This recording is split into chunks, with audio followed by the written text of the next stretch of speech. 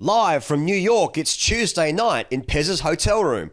Now, neither is this live because this is a podcast that's recorded, but we are in New York. It's not Saturday Night Live, but it is Tuesday night, Pezza, and it's the night after our once-in-a-lifetime, probably, Broadway show.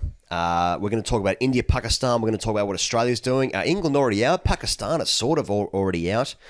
Anyway, going to go all the way through it. What's been going in New York? We're telling people that there's a World Cup on, but we're also telling people that this episode is brought to you by BUDGY SMUGGLER. You can use the code GRADE, G-R-A-D, for a nice little 23% off their underwear and apparel, and is valid until the end of June, which just so happens to be the same day that Australia will own every trophy in world cricket. Until they lose one game, then they're out or whatever. However this thing works. Pezza, Tuesday night, your hotel room. Thanks for having us. How you doing, brother? Look, the wine doth flow post the show last night. That is true. But everyone's getting the show. Everyone's getting the show today. So I'm good. I'm ready to go. I want to clarify that grade is spelled G-R-A-D-E. What did I just say? G-R-A-D, I think. So I did enjoy playing grad cricket. It's actually a little initiative from the corporate I worked at when you just got there after uni. Yeah. Grad stuff. Yeah, exactly. Have I literally just spelled grade G-R-A-D? Well, look, people might go over they might go over the footage. They might go back. Maybe you blended the D and the E. You know, that can happen. I do that sometimes. Yeah. So either way, just for clarity's sake and for the sponsor's sake. Yes. You know what I mean? Good. But I'm well, thank you, mate. It's been a whirlwind week. Feeling amazing to be here and to be able to cover the cricket and the complete curiosity that is World Cup in America. Mm-hmm. Ready to tackle it all with you. Yeah. So, do you want to start with the live show last night? Probably the biggest thing in world cricket. I would suggest. Our show that we did. I would have thought so. Yeah, that's right. People have been becoming one of those podcasts, that just just gradually becomes about us. You know what I mean? Like you see that podcast all the that's right. Yeah, 2016, jump the shark. Yeah, one of those shows. It's like it's just our personalities now. And it's just about what I did this week and just sort of who I've been going out with. But given that for the most part, this longer form podcast is consumed by the West. Yeah, and it seems to me, you're Anglophiles. Just as an observation, the West right now don't give a fuck about the World Cup. Now, people that tune into this show, they care about the cricket. They do like the cricket. Because I listen to a cricket show right now, so it's a tricky one. It's a fine line we're walking here. But anyway, so people might be interested about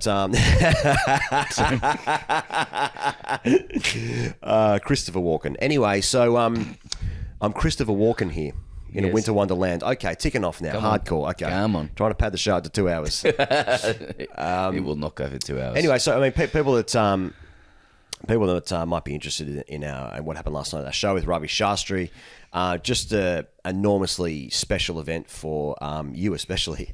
Man, you're a special boy. You're a lucky boy, and he's a top player. Yeah, he's top. Boys have lost it. Yeah. Boys are doing 3 shows a day for a couple of weeks. That's right. And a couple of beers really, each you're night. padding it out now, boys. Welcome What's to your favourite thing about cricket? That's right. Cosplaying Tourette's.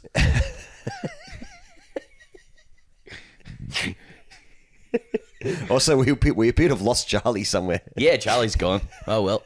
All the best. And he definitely existed. This one's this edit job, and that's how I talk as well. Haven't even got to the show yet. It's been done by our good friend Damon. People might remember Damon from helping us out on the India tour last year as well. Anyway, yeah. Check out his IMDb. He appeared on India 2023, and one episode of House. He had that vaginal issue. Sorry. Boys on tour. Boys are on tour. Anyway, so very interesting. To get back to the show, it was just an enormously special night for both of us. And I said before, like everything is ruined. Yeah. That's what this game does to you. We've been doing live shows for six years, something like that. We've been lucky enough to do them now in the UK, Australia, New Zealand, India, and now the US. And I don't know, it just feels like everything's bigger, everything's more important. Like they tell you it's the greatest city on earth, and you know, like, and it's just an amazing place here. Yeah, energy's unbelievable, unmatched, exactly right, unparalleled, and so you walk out on stage. In fact, you know, just doing the show afterwards, we're literally like 1 block away from where Hamilton is, and like we're half a block away from Times Square. You know, where the show was last night at the Town Hall. That's the name of the theater that we performed at, and it's just like, it's so weird and surreal. I mean, obvious words to use perhaps, but so it was just it was magic, and like the crowd was so giving. They were up for it. Laughed at everything, which is a bit disconcerting. So it's like, oh, did we actually play well? You know, did we play well last night, or is it like, no, they were just, you know, any old thing would have done. Yeah, that's right. See the line, Bart. Yeah, the room was incredible. Had about what was it, something like 1,000 people there last night, and you know, for New York, for us, just incredible. And I have to say, woken up this morning just in absolute pieces for a start. Let's be clear about that. And let's be right about that as well. But I have to say sincerely, like, the amount of gratitude that I've had, like, this entire trip is overwhelming. Settle down, mate. We just had a fire engine like drive past the hotel the other day. Okay, mate, yeah. just settle down. Just settle down, mate. Special night when Ravi walked backstage, came backstage, just presence deluxe. Oh yeah, talk about energy. Guys with him. Oh yeah, great shirt, great Ernie and Bert. And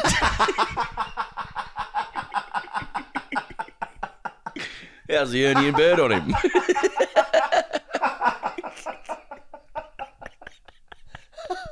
New York.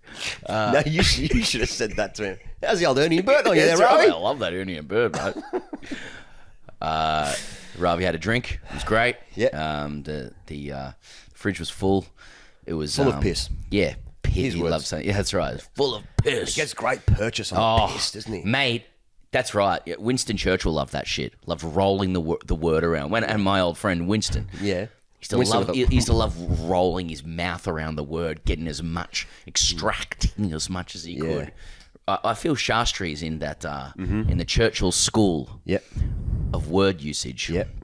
Anyway, crowd probably a little bit too excited to see him, if I'm honest. Getting him on stage, obviously a big introduction. Yeah. They sort of doubled, like the sound level went up, you know. And I thought it was a bit rude towards us. I had an ear infection. Well. I thought it might have just cleared out for a bit, but yeah. That's why I was leaning to the left the whole show. A lot of stuff makes sense now. That adds up. So you're in an ear infection. Anyway, they love Shastri. He basically got a round of applause at the end of every single comment that he made. Yes. Look, it was a great room, beautiful theatre, heritage listed. It was a stuff of dreams, really, and I think I'm still processing, coming to terms with it. It was amazing, and yeah. Heaps of people are going to ask. Like, you know, when can we see it? Are you going to put it on YouTube? We've never done that before. I don't know how many live shows we've done. We've never done it, and I know that the expectation of seeing live performances, whether it be stand-ups or, you know, huge comedians or any sort of live show, it's Netflix quality. And, you know, there's multi-cameras and it's unbelievable sound on that kind of stuff. Look, maybe one day we'll do that. But you will not be able to see that. Come along. You will not be able to see that show. Although I did see multiple people record just about the entire thing with their phones. That's true. Illegally, I would say. And they have been reported to immigration. And that's actually where Charlie was now, I think about it. Good point. That explains a text he sent this morning as well. Help. Anyway. Keep going. Hey, other stuff that's happened for us in New York. Great interview with Sanjana that we did in Central Park. That was a great time. But I suppose we've been in New York now for about a week and a half. Just over a week. So we apologise that this is This episode's going to come to Australia on Wednesday. By the time many people listen to this, Australia's played Namibia. So that game is starting in an hour and a half as we go to air here in New York. So apologies for it being late. You might be able to hear in the general tenor of our voices and where our brain fog is at the moment that it's been a big push, and we really hope you've enjoyed. Speak for yourself, mate. Speak for yourself, moron. Bez is on a treadmill right now. No, he's not. Settle down, mate. I really hope you've been enjoying the stuff we've been putting out just about every day, multiple times a day. So apologies for this podcast being late, but by the time you hear the next week's show, Pez will be back in Melbourne. I'll still be in New York for 1 or 2 more days. But anyway, there's that. So talking about the cricket itself, I think the only place to start really is Frogbox. Is Frogbox. That's really the only place one can start. And so I don't know the name of the two teams are playing, but it's obviously English League cricket. Looks like a pretty decent standard. You can tell it's a decent enough standard by the country of the way people are standing. Yes, there is an aggressiveness to the arms being folded. Yeah. They must be able to play a little bit or move their bodies in a coordinated fashion. The shapes of the bodies look like, I can see that sort of slinking. Yeah, I'm a corrupt policeman on the beat in 1970. It's just, that's what our coach used to say to us. Said that to you, right? That's right. Now, this clip was put out by our friends at cricket, our friends at Cricket District, Jack and Toby, the boys. And it's been captured by Frogbox. But so bowler bowls, batter plays and misses, keeper takes it through. Bit of it, as one does to inject yourself into the game. Of course. Just let people know that you're there. Mm-hmm. No appeal of a caught behind. Keeper then collects it, then throws the ball to second slip. Second slip then pegs it at the stumps, and the batsman is out. There is an enormous appeal. The second slip almost wheels away. Yes. But they all stop as the umpire deliberates. It appears to deliberate to process the garbage that he's just seen. And you can't see the umpire, but there's a delay of about 2 or 3 seconds. Yeah. Which feels like an eternity. An absolute eternity in TikTok terms. Yeah. And actually lost me for that bit. I scrolled. Clearly gives him out. Yep. And don't the boys love it? Oh, don't the boys love it? Don't the boys love it? A cacophony of cunts. Yeah, and which is what great cricket was originally called. A couple of things. I've never understood batters who leave the crease like that. For starters, I don't get it. You just stay in your crease, sort of shit. Mm-hmm. But it's just appalling. It's terrible umpiring for starters. It's not out. Yeah. And for the players, I don't mind if a guy in heat of the moment or something throws the stumps down and he just it's a bit settle down, mate. Yeah. He's fired up. He's seen. But the fact that they don't go no. Yeah. Keepers release the ball. Yeah. Ball's dead. If that's out, at what point? Like a mid-off throw the stumps down? Yeah, that's right. Is it just always live? Yeah. And that's not bad actually. Not bad. Interesting. It's so village. Oh, but the standard looks sharp enough. Yeah, by the way they move, as we said, exactly, the way they hold their bodies. But to execute that now, the celebration is world class. I would say that. Yeah. And are you concocting stories as well? Is there a world where you are celebrating that because there might be a story about the batter in question? Absolutely. You know what I'm saying? First thing I thought. Yeah, it's did he used to play at that club? Yeah. You know what I mean? Mm-hmm. Did he hit on someone's sister? Yeah. That was. If someone did that wouldn't be an issue for me. Sister's got free will. Yeah. You know what I'm saying? Sure. She's not an object. She's not a vacant, empty vessel to be to be won over or to someone to deem her their property. It's not an exchange of property. You'd have to sign a deed. Yeah, it's not a simple transition of property from the sibling to the That'd be fucking weird if it was. As the brother, I will decide who does and does not fuck my sister.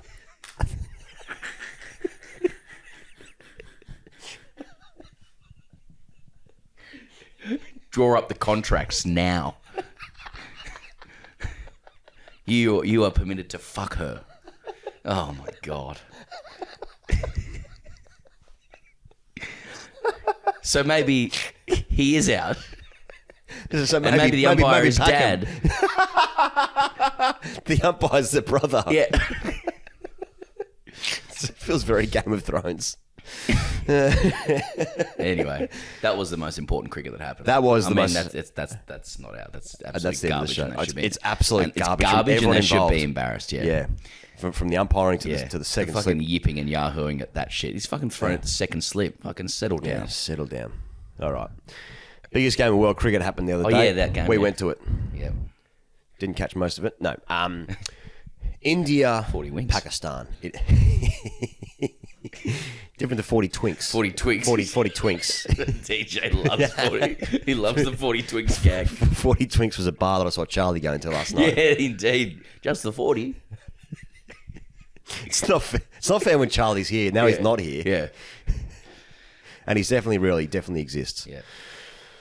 Anyway, India, Pakistan, like, you know, just the whole thing is just so enormous. It is the biggest sporting event. I'm still like a little bit, because we were so lucky to go to that first one, like that we had been to the MCG. What that game turned out to be, the occasion, the execution of the skill that day, even the deck, like the scores, whatever. It was just like, that's actually the perfect game. Yeah. It's the perfect India-Pakistan game. Yeah, and it's your first time as well seeing India, Pakistan. It's kicker guard shit. You can't repeat it. It's never going to get better. We're going to be Exactly. chasing the dragon forever. Exactly. Now, I couldn't think of anything more contrasting from that experience in just about every way, although it was mostly the same players playing 2 years later at a game at 10:30 in the morning at Eisenhower Park. Yeah, that's right. In front of 35,000 people in demountable stadiums on it's just an awful day. Overseen by state trooper security. Yeah, in that's bowler right. hats. That's right, yeah. I couldn't think of anything more contrasting, but I've got to say, Yeah. walking out of the ground, was it any different in terms of like what the game means and like how lucky people feel that they get to see it? Yep. Especially in America, you know, like I think a lot of like, obviously a lot of people have like flown here for it, but there were a lot of Americans at this game, like obviously with South Asian heritage, but like American accents everywhere. And it's quite jarring hearing like the American accent talk cricket. I like it. And the Americans are very erudite, generally speaking. Good talking culture. Good talking culture. Sickos, but good talking culture. A lot of issues. Yeah. A lot of issues. Unlike us. Not like me. Yeah, I'm fine. 40 twinks, he says. Yeah, that's right. Club cricket is Game of Thrones. How much it meant to the people that were there, and how like the reaction of the fans, the energy inside the stadium. It was actually exactly the It's same. always something to behold. Yeah. It really is. As an outsider, you have to. I mean, so firstly, Indians and Pakistanis are sick for cricket. Also sickos. I mean, every country is sickos. Equally speaking. So I don't think that's rude to say. Don't think so. But they are so sick for cricket. They just fucking love it, unironically. You know, and they express it. And there was so much. There was so much happiness and joy there. You know, really, like there was a lot of warmth between Indians and Pakistanis. You know, I you think do there always realize is every time we see. Yeah, you just realize how fucked the internet is really That's when you true. do that shit. You know, we were discussing this while I was mainly talking into your ear, and you were sort of trying to get away from me. But you know, like what is real? Like is the behavior between people in real life in our human flesh? Is that the truth, or is what you write on a YouTube comment under the privacy of your your handle? Max King 69 liquor. Yeah.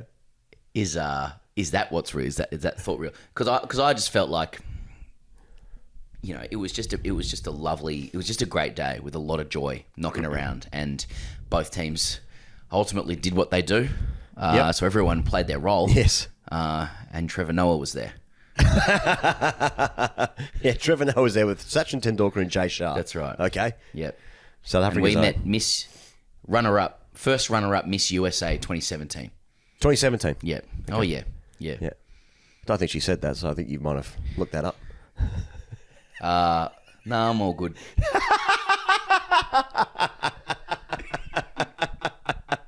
What's her name? No, I can't do that. And if I did know her name, I wouldn't walk into that trap. I'm sinking.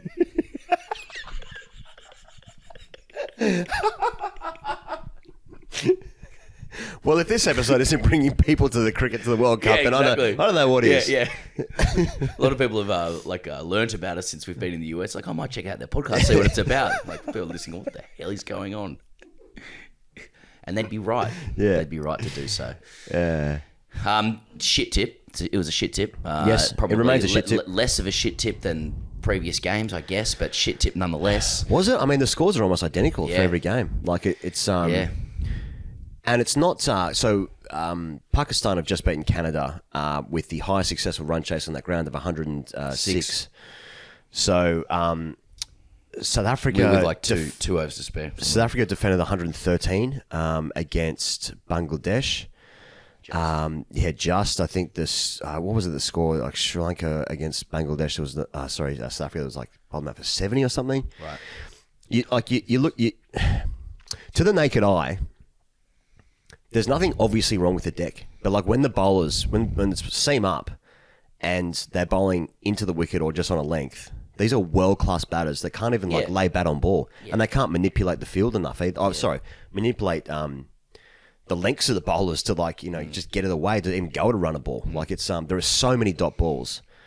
It's Do you like it? Is low scoring good though in a way? Or do you just want crash and bash? Really, 200 plays 185. Yeah, mate. What's the perfect game? Because when I'm looking at some of the IPL scores, when they're scoring 260. Yeah. Sunrise has scored 260 twice, didn't they, in the tournament? I'm so desensitized to I'm not asking for much. I just don't want low scores, nor do I want high scores. Yeah, I mean, I'm just trying to think like what T20 cricket is. Maybe a bowler dominant T20 tournament is good. Maybe it's good. It definitely brings other nations into it. Definitely. I don't think it's. I think it's conducive to ugly looking cricket. From a batter's perspective anyway, when you have that variable bounce. And T20, ultimately, it really is driven by things being bigger and faster. So, anyway, it's a shit tip, simple as that. And India got the chocolates that were on offer. Yeah, just to see, once again, Bumrah in action. I mean, geez, we suck him off every show, but I mean, for good reason. It's just... It's just unbelievable, and of course, he wins the game with 3 for player of the match, and completely justifies the decision to not continue to use him with the new ball. He bowls overs 3 and 5 in the power play, then comes back in the end and bowls maybe overs 14, then maybe 19 or 20. Yeah, about 19. And Arshdeep takes the first over. Who bowls the second? Siraj. So, I mean, maybe it doesn't matter, but when they win the game, it's fine. Yep. But just feel like when they get to the West Indies, is that going to play? I don't know. I mean, I feel like they're weakening their strongest asset by trying to boost up their lesser assets, that being Arshdeep and Siraj. So, Bumrah, because they're just up top bowlers. Yeah, right. Exactly, yeah. And Bumrah is more versatile, more high skill set. Anyway. Yeah.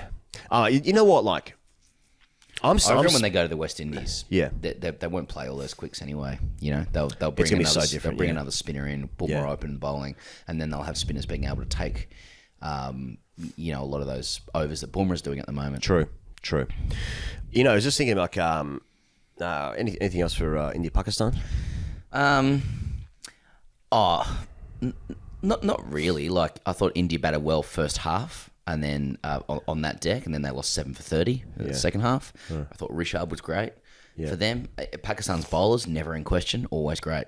Good, just a good bowling lineup. But we were saying at the change of innings, does Pakistan try and break the back of this, or do they have to? Should they crawl along and do it late? And it turns out you couldn't really break the back of it anyway because of the deck. But even they looked like they were in control, but it was. That was a facade, really. It was only ever going to be. Yeah. It was only ever going to take one wicket, and then it all, all hell broke loose as per. I feel like Has it been a success out in that ground? I think there's one game there tomorrow, which is USA India is out there tomorrow. That's the last game in New York. Then they played the last couple of games in Miami. We won't be there for that. We'll be fly back to Melbourne. Obviously, we're not going to the Caribbean. But has it been a success in New York? Now, like when you go out there and you see the effort and the security for a start, the security is mind blowing. Like it is, it's very, very tight.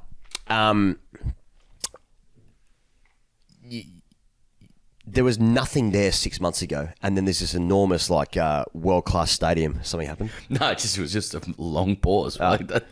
Yeah. There was nothing there. It's just a dog park, and they've got this, like, massive stadium there, and it looks pretty good. It looks pretty good. Yeah. So, like, the effort that people have put in to get that there, it is a success in that capacity. But, like, when you got, like, multiple games where no one can chase 100, yes, it's like, it just diminishes a little bit. But, I don't know. What I was thinking was just moving on to maybe Australia. Australia, beat Oman in a game where they were tested, you would say. Mm-hmm.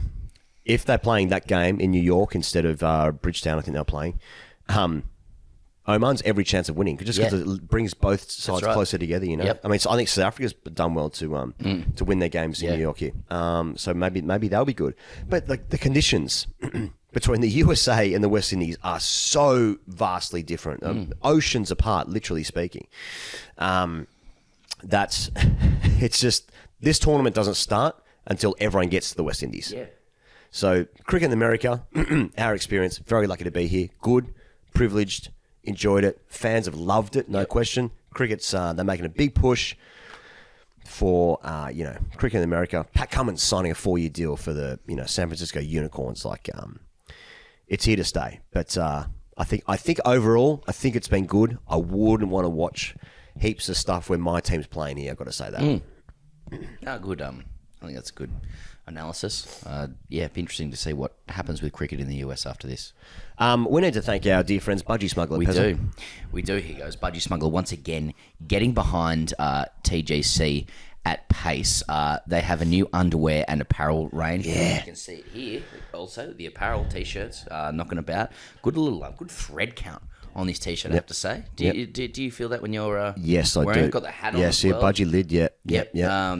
Lid's got a good workout around here in New York. They're doing a campaign at the moment involving Australia's most ordinary rig, which is Josh Clutterbuck, and NRL's hottest player, Herbie Farnworth, and he's a hot boy. He's a hot boy. He's a hot old boy. But yeah, they've got Australia's most comfortable underwear. Here goes, and if you use the code GRADE, as one of our fans did, you've included here. Yes, that's one right. One of our fans did. You're going to get 23% off underwear and apparel. Yes, and that's valid until the end of June. So Scott No Runs wrote to us on Patreon. And let me be clear here. He goes, as part of our hot or not support, I presume what you're about to read is hot. He said this: put full faith in my internet dads and pulled the trigger on a half dozen pairs of BUDGY's undies, and fuck me running, are they comfortable? Happy little Patreon, happy little package. There you go. And acknowledging he has a little package. And also just like we put out the call for people to get behind BUDGY because BUDGY have got behind us since, well, I would say day dot. Yeah, day dot. Day dot. Yeah. Which was my grandmother.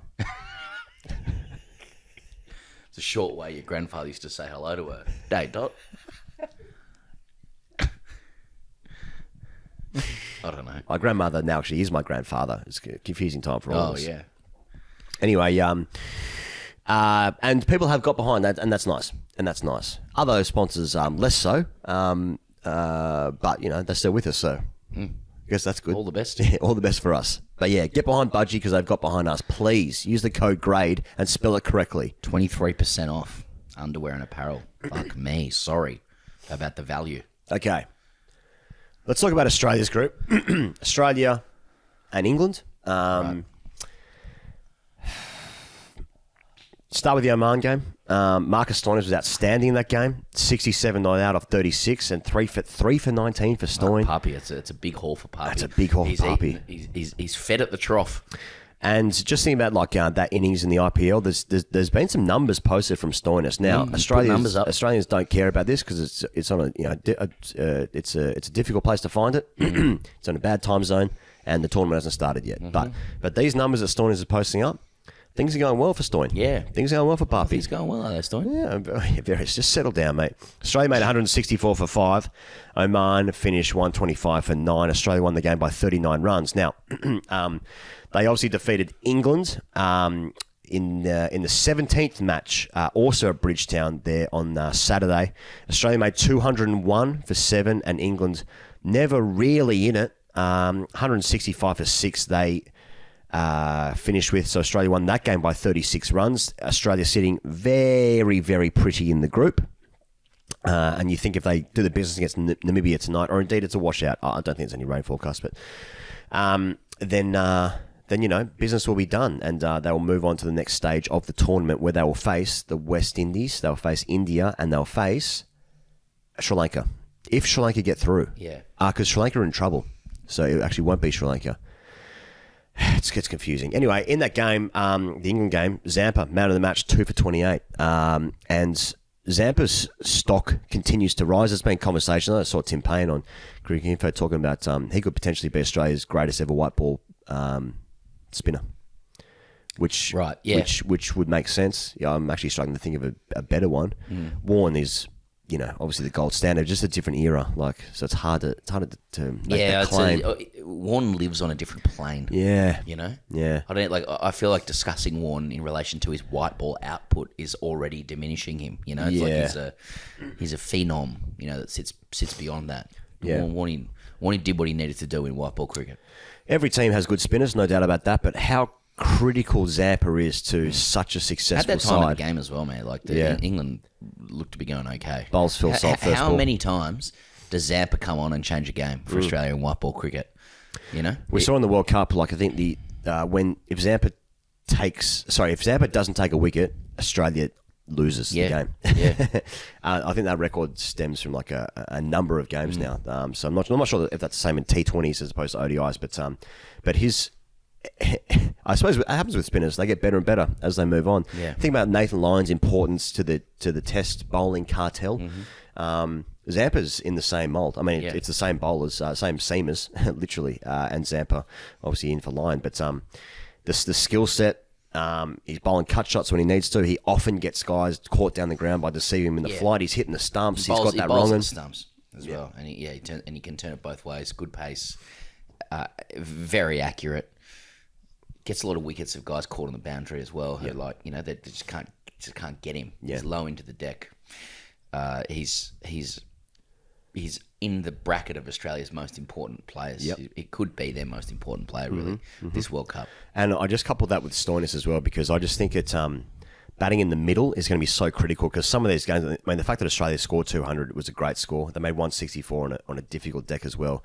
But it's that middle innings batting, which is crucial, as opposed to so often in T20s where someone like a Travis Head or a David Warner, other nations have good players too. They just like win you a game by scoring 100 off 45 balls at the top. Yep. Not sure that's going to be the case certainly not at every ground in this World Cup in the West Indies when the tournament starts. But anything else you want to say about Australia? Should we move on to England, who are in a bit of trouble? No, that's all good. Yeah, trouble and strife. So England's now, obviously, after what happened in the Scotland game, I say obviously because I feel like people listening to this know what's happening. But Scotland played really, really well against England in their first game. They made a score of 90, wasn't it, off 10 overs. That would have gone up to 109 in the Duckworth-Lewis system before rain came, and then it looked like that would have been a difficult score to chase, but. It scuppered England's chances. Yes, indeed. So both sides had a point there. And then England's other game, they lost to Australia. So now they find themselves in a position, having Scotland now beaten Oman, and they beat Namibia. So they're on 5 points now, Scotland, which is the most that England can get from their two games. Their last two games are also against Namibia and Oman. But the net run rate is such that I think England must win. I read it this morning. I think this is right. England must win their last two games by a combined total of, I think it's 120 runs. Now, that's a lot. A lot of runs. But I still think England are good. Well, I mean, Scotland still has to play Australia.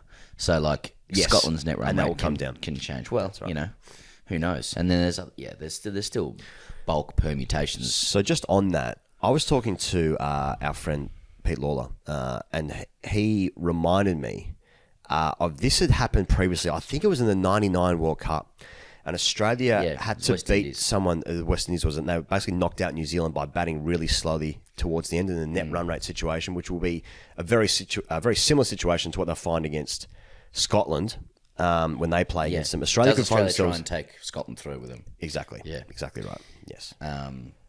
Yeah, I seem to recall that like didn't work anyway, but Australia did it. Yeah.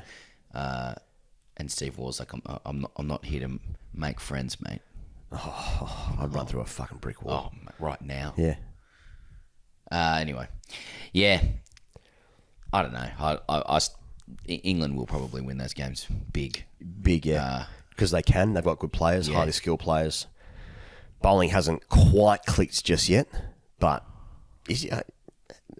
how do they not get through? You know, Yeah, like exactly. I mean, but this is the fragility of the T20 format. Australia found this out last time. Australia basically got knocked out in the power play in the first game against New Zealand. Then obviously they had their game against England, washed out at the MCG. This is 2 years ago, and before you know it, they're out. You know, I don't think Australia was going to win the World Cup or anything, but like just how fragile it is. I think England are a really strong How fragile team. life is. Well, indeed.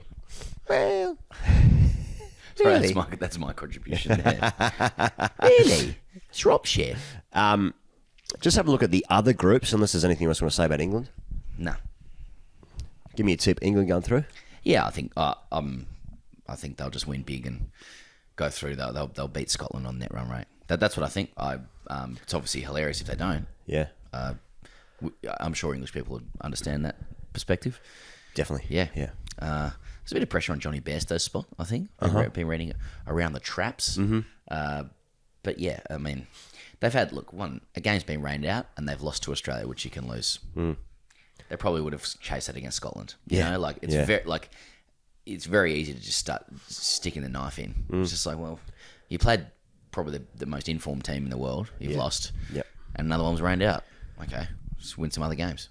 This is the best and most consistent I've ever seen Australia performing in T20s internationally. Yeah. I know they made the final in 2000 and whatever it was. I wasn't watching it myself then, but even then, Australia was not taking this seriously. Nah. Never taking this format seriously. Yep, I agree. In my opinion. The other groups. Hey, mate, what about Afghanistan absolutely dusting New Zealand? Yeah. And that's like, Yeah. Afghanistan, people might be That's sleeping on Afghanistan. Sending a message too. Yeah. It was a Yeah. message sending dusting. Mm-hmm. The best kind. Can we reveal that former New Zealand players got in contact, maybe suggesting that they'd like to play? Well, I think that it could go. That's about as far as it can go. But Yeah, I think so, yeah. A couple of ex-Kiwis are in touch saying that they'd like to play for the team. And who amongst us wouldn't like to play for New Zealand? That's right. Yeah, exactly. Yeah. No, they're in, so NZ's in trouble, and Afghanistan look really good. Yes, on those decks they got great bowling attack. They Really got good. guys who can score runs now. Gurbaz et al. Not to be confused with Cricket et al. Gideon and Pete's podcast. That's a podcast, yeah. Yeah. Just in case you thought that Cricket et al. Was opening the batting for Afghanistan. No, I think you're talking about Gurbaz. Gurbaz, yeah. Et al. Et al. And his Yes. and his mates. Yeah. So, they've sent a message to Afghanistan. I mean, really, Afghanistan were, Glenn Maxwell, Forrest Gump, polio years knock away from making the semis of the 50th World Cup. Yeah. It's almost like they're a good team who can play cricket. And it's almost like when you refer to them as an associate nation or a minnow that it really upsets people. So then you continue to do it simply to upset people. Mate, that's shit. It's Afghanistan. Yeah. So they're 2 from 2, and their net run rate is 5.225. Righto. So Uganda is in that group, and they've been absolutely demolished. Would you call them the whipping boys? Yes, I would. They've lost both their games by more than 120 runs. PNG are also in that group. Our guy Chad Soper, and New Zealand last in the table. So West Indies there second. They're also 2 from 2. Now the importance of this group. So this is the group of death group. Afghanistan, West Indies, Uganda, PNG, and New Zealand. Yep. Go on. So New Zealand's net run rate now is minus 4.2, and they'll obviously have to win all their games in the group of death because obviously 2 of those 3 can only go through if you disregard and disrespect PNG and indeed Uganda. Which we do. But New Zealand now have to win their games enormously to overturn that. And, Afghanistan and the West Indies, I think they're 2 really, really good teams. There you go. There's a bit of analysis. I think they're 2 really, really good teams, well mate. said. Wow. Really well said. Wow, interesting stuff, isn't it? Interesting times ahead. The World Cup. And then the other group we mentioned before, which is South Africa, Bangladesh, Netherlands, Nepal, and Sri Lanka. Just a shout out for the Nepalese fans who got around their game in Dallas. It was against the Dutch. They lost the game. Oh, was it against the Dutch? Am I right in saying that? Yeah, I think that's right. But apparently a strong Nepalese community in the Dallas region. Yes. And they brought so much energy and vibrancy. We actually spoke to a guy who was wearing the Nepal shirt at the India-Pakistan game. And he was Nepal. Yeah. So remember that? Yeah. That's what I meant to say. Yeah. I'll go back to saying Nepal. Yeah. No, Paul. So I'm actually controversial, Pezza, and you might have said this last week. I'm actually enjoying the Associate Nations in a World Cup on decks where they're competing. The alarms. Yep. Call the federal police because there's a child sex offender in the room. I need to drown my hard drives immediately. That's right. After revealing Melt them down. there's been a tip off to Interpol You are a pedophile. that I have enjoyed the Associate Nations competing against the big nations on these tricky decks. Well. What a revelation. My God, man. Sri Lanka are in all sorts of trouble in their group. They are bottom. They've lost both of their games so far. South Africa top. They are actually already through. They've won 3 of 3. They're on 6 points. Bangladesh are second, equal with the Netherlands. So that game is interesting, the Bangladesh-Netherlands game. Have they already played? Fucking hell, man. I'm all over the place here. Are you one of those guys who's like, I'm really liking the look of South Africa this year? No. You're not. But I do feel it's a common perspective to hold. It's like it's a bit of a hipster choice as well. No, it's a really good team, South Africa. Really well, like I mean, the look of them. I'm just going to stand by the thing of what we've been saying since the beginning of the tournament. Hey, Like Dot. since I was talking to my grandmother, who's now my grandfather. That's right. That I don't know who the fuck's going to win the World Cup. Yeah. I think Australia's a good chance. Yeah. India's a good chance, mate. England could still win the World Cup. Yep. Pakistan is still mathematically in it, and they're relying on All the teams that have a lot of professional players of a high standard can win. and So mate, I don't West know. Indies, because they're the home nation. Exactly. I don't know where the games are being played. I don't know what those decks are like. I don't know what's a good score. And neither the fuck do you. No, I'm not talking about you. I'm talking about we're all included. Well, myself, I sort of Yeah. Sort of see things differently in the air. Bit of a wizard myself. quick viz sort of stuff. Yeah. Win percentage, always good. Matchups and all that. Hit to the short side. Try and target the short side. Yeah. Yeah. So I think win percentage. I think everyone is as good a chance as the next. So South Africa, do I like them this year? Sure. Am I ultra into them, or just like sort of winking and nod, just like if it Do you were like me, the way they're structured up? I'd just be keeping an eye on them. Oh, okay. 80. Yeah, Yeah. that's Day Dot. How are you, Dot? How are you, two dots? Yeah, Is that the World Cup wrap? dot them up. Yeah, I guess that's the World Cup. Yeah. Should we thank Manscaped? Yes. Okay, this episode is brought to you by friends over at Manscaped. Now they've written that, and we haven't agreed to being friends, but let's just see where it's going. Like to call fresh ball fall. Fresh ball fall. Now we're in summer though. It's summer here. Interesting. Out of date. Okay, first mistake. Introducing the Lawnmower 5.0 Ultra. The leaders in the below-the-waist grooming are here to make sure that your foliage isn't the only thing shedding its excess leaves. Make sure to trim your bush with the best and let Mother Nature do the rest. Join the 10 million men worldwide who trust Manscaped, TM, by going to manscaped.com for 20% off plus free shipping with the code TGC. Remember, lads, when you trim the weeds, the tree always stands taller. Are you trimmed at the moment? Yes. Does that feel good? In these hot, warm, sticky climates, let me tell you, yes. Yeah. Optical inch gear. Optical lynch gear, yeah. Generally feeling, well put together. I feel well put together at the moment. Yeah. Your pubic hair. I would say, as a whole, the body is teetering. Yeah. It's rocking. The body's rocking. Yep. And on the precipice. I'm on the precipice, and it feels in the same way that, England and Pakistan's chances. Right. My Your body feels like England and Pakistan. That's exactly how it feels like at the moment. It's right on the edge. It's teetering. Yeah. But your pubic hair is well clipped. That's right.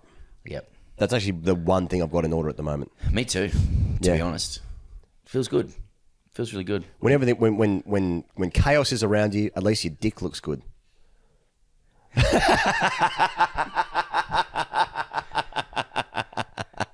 Damon's manscaping right now. That's unprofessional. While you're editing a show. You can do it in the shower. It's safe, and it's a great use. It's just a good product, and people are encouraged. Use the code TGC to get 20% off plus free shipping. Once again, apologies. Have you noticed that every single podcast is sponsored by Manscaped or Nord? What? Nah. With NordVPN, I can switch my virtual location to a country that is showing the live sports event that you perhaps are interested in that's not being televised in your country. Interesting. Plus, being on the brink of a global recession and the world is going a bit crazy, I need to cut back on spending and save money while protecting myself online. Now, that messaging that I've read every week, it's just a little bit it's just a little bit that sort of signposting the end of times kind of gear. You know? It's a little bit dramatic for me. Well, it's just a VPN. Yeah, but they want to get you into the mindset of the world, of you being imperiled, like with any product, you have to answer, like, there has to be a problem that it's solving. So Nord wants you to accept the premise that the world is ending and that you are imperiled and that many, many people are out to get your, many, many people are threatening you. Yeah. It's like Today Tonight, a current affair. Like, you better keep watching this show. Because that's the only way to deal with your fear, even though we're actually creating the fear for you. You don't realise how many dodgy tradies there are. Yeah, that's right. So continue to watch. Yeah. Well, I do accept that premise from NordVPN, frankly, because we're involved in a transaction with them. Well, you can grab your exclusive NordVPN deal by going to the custom URL in the show notes for today's show. Yes. And you also get a huge discount off your NordVPN plan plus 4 months for free. Now, that is good, to be fair. 4 months free. Yeah. That is good. You get a 30-day money-back guarantee. The link is nordvpn.com/TGC. Yeah. And I feel like people must be doing it and must be getting behind it. People are using VPNs more. Yeah. Because, they're still sponsoring us. Yeah. Even though they sponsor every podcast. Someone might just turn it on and then just walk away. Put the ticket in the drawer and then just pull it out later. I have used VPN since I've been here. Yeah. I use Nord. That is nice. Yeah. And how's the experience been? Mate, for a VPN originally, I found it clunky. Yeah. Not this now sounds like a deliberate ad, but I was using a different one, and it slowed the internet down for me. Yes. And my genuine experience is that this does not slow not down. do that. Now maybe the technology is better. I don't know what the fuck it does. It just changes your location. Yep. No, well done. And you can look at stuff that you want to look at from a different country by lying to the internet, saying you're in a different country. That's how it works. Do you want to do AskTGC? Yeah, I do. If you do use NordVPN, you're being a liar.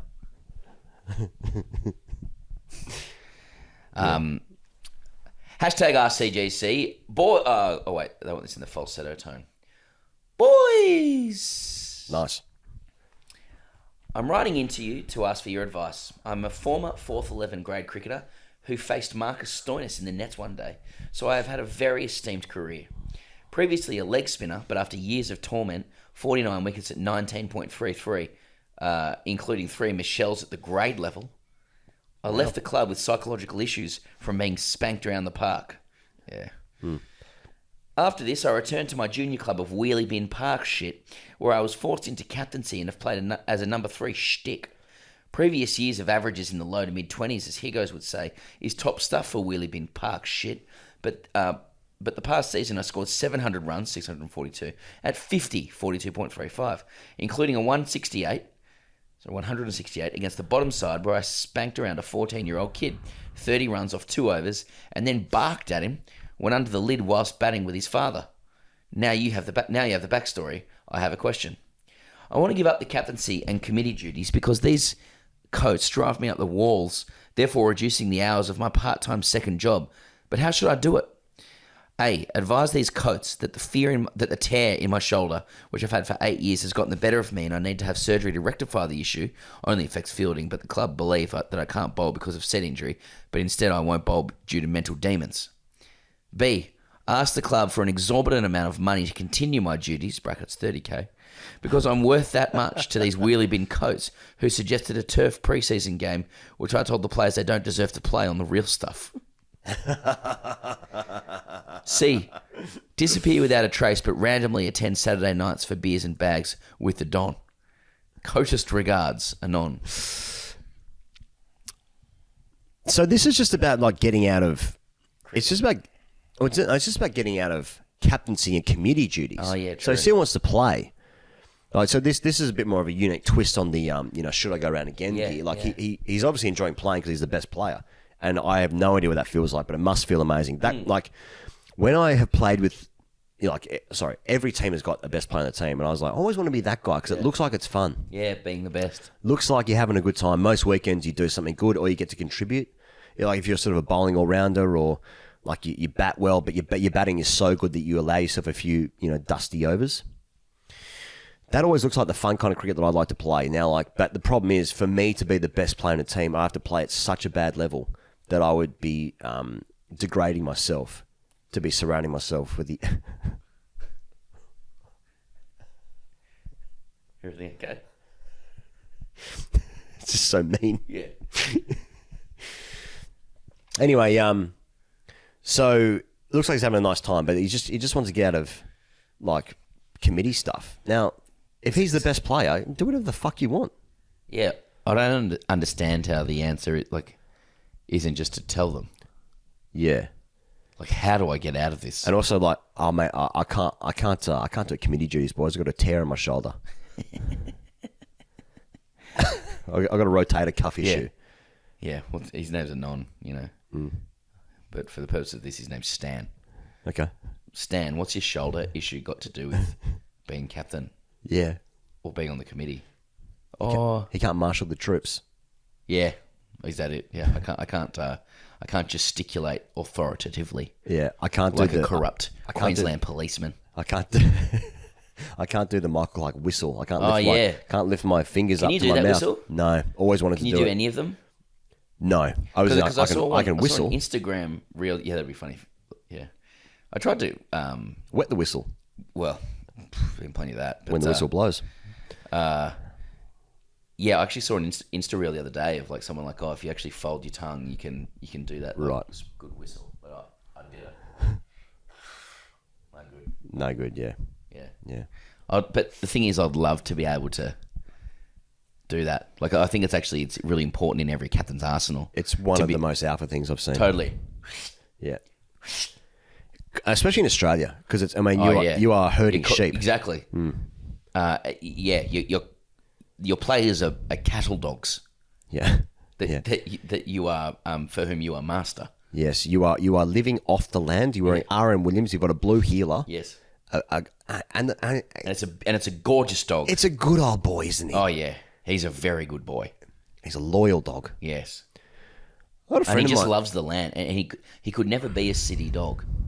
He has to be on the farm. No. You can't let those dogs roam the city. They need to get out. I've got a friend of mine who has his family, his wife's family actually has a farm just outside of Canberra. And on that farm they have like dogs that hunt pigs. Dogs hunt pigs. Yeah. Do you know what I'm talking about when I say that? Like that's pig dog.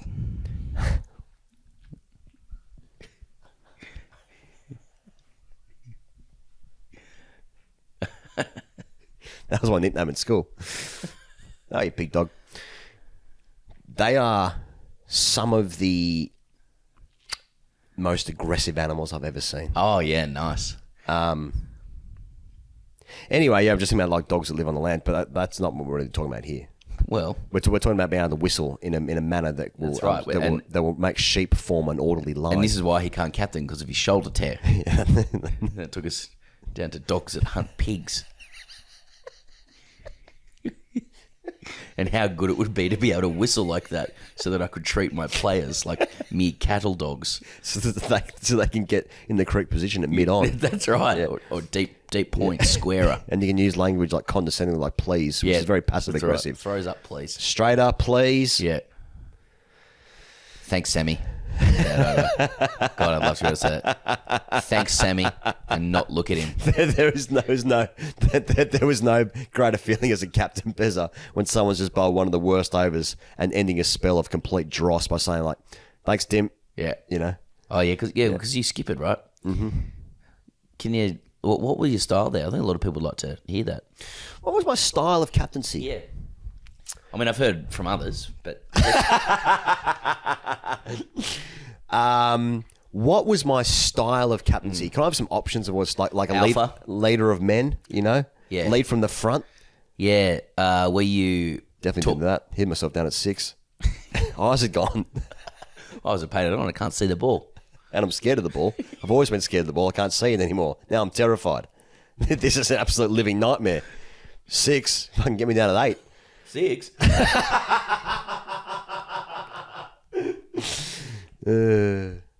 Yeah. No, just at the toss and stuff like that, like firm handshake for the opposition captain. Are you trying to out for the captain? Are you talking to the umpires a lot? How are you, Peter? Good week. No, I What do wasn't. you do? What do you do for a crust, Peter? Can't be this. What do you do? What do you do, Peter? I do autopsies. I'm an undertaker. Sorry, did you say you're the Undertaker? I'm the undertaker. And I umpire on the weekends. I've got Kane at one end. Yeah, that's right. And the Undertaker at the other. And Mick Foley scoring. Mick Foley, the old police commissioner. Or was it the Queensland or the Wallabies hooker, Michael Foley?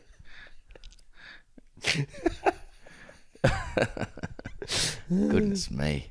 Yeah, anyway, just tell him you don't want to do it, brother. I don't have time. Time's a good one. Yeah. Have a family, you know. Just get yourself a family and just say it's family commitments. So, you know. And then Find yourself a wife. And then bemoan that family having like curtailed a glistening career of Willie Bin Park shit, scoring 700 runs. Bemoan. I bemoan my family. You can have a family, then tell the club that you've got family commitments, and then you can commence a regime of widespread adultery.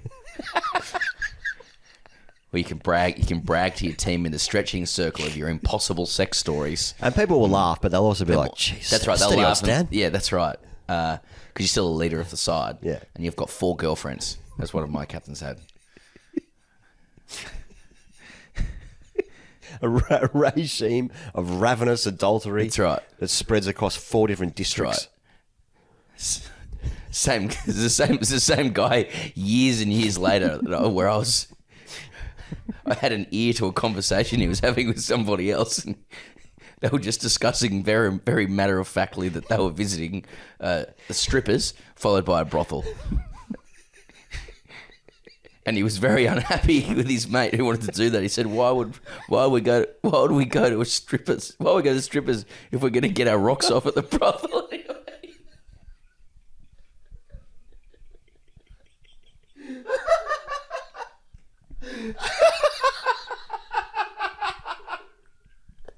Why do we do that? Doesn't make any sense. Why would we get the strippers if we're getting our rocks off? You know it's real. I can't have made that up. Get our rocks off. Good song, Primal Scream. He's annoyed. He's annoyed by that. Yeah. So different styles for different captains. Different styles with different captains. I don't know. I don't know what mine was. But of course, by saying I don't know, it means I'm hiding information, which is fair enough. And then that's then why others and I will zero in on you if you hide. Fair enough. Quiet. How did you like change the field a lot? Or were you more of a meat and three veg? Sometimes two sleeps in a gully, ring field. Sometimes I used to put in there catching cover. Yeah, that's right. Just to get a bit funky. Yeah.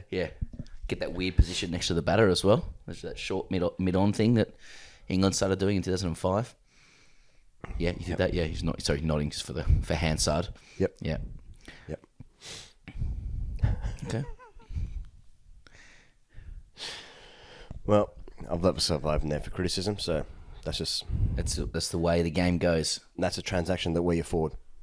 This relationship. Hey, if you've enjoyed that hashtag AskTGC, our Hall of Fame episode is but a few weeks away. Hashtag AskTGC Fridays, of course, comes out every single Friday. You can join us on Patreon. If you want to get behind TGC, it's been a huge part of why we're even here in the first place, the people that have supported us, which of course comes down to our sponsors as well, but also our dear patrons. There's like 4,000 people on Patreon that get behind us, and episode 200 of our Patreon show, which comes out every single Friday, is coming up. It's actually, the episode 200 is going to be the Friday after the World Cup final, I think it is. And then that week, we're going to release a Hall of Fame, our greatest ever moments from episodes 100 to 200. And I think Charlie's put it all together. And he said it was good. So if it's not, then that'll be on him and not us doing the actual content. So, something to think about. Thank you very much to Damon for doing the chop out, chopping Charlie out here. Thank you very much for joining us from the couch in Pez's hotel room in New York City. We'll be back in about a couple of hours to review the Australia-Namibia game. So whenever you listen to this, that's what's happening next for us. Thanks, as always. See you guys real soon. Cheers.